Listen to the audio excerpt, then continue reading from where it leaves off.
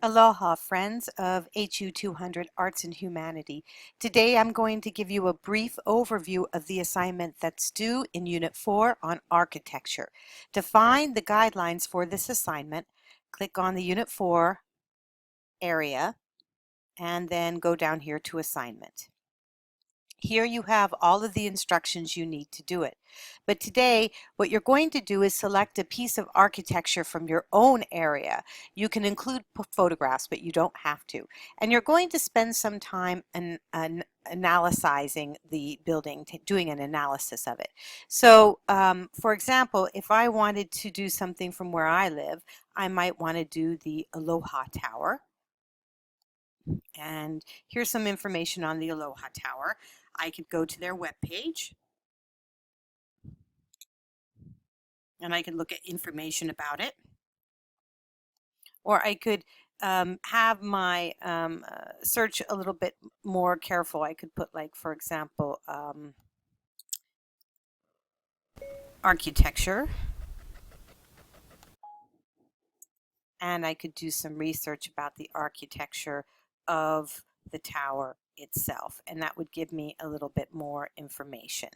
Now, what we need to do, though, is you need to go to your textbook and you're going to really explore at least one term from the textbook reading. So this is going to be Chapter 6, and you need to look at Chapter 6 about these different concepts and ideas. You could discuss space as it is understood with architecture. You can discuss things like style. You can discuss living space. There's all sorts of different issues that you could talk about having to do with architecture. Okay, so going back to our assignment here, you want to explain at least one architectural here we go, a concept from the reading. It's good to do more than one, but one should be explored very well. And you want to use and cite information from the textbook. You want to make sure this is an APA form and that your citations are in good APA form as well.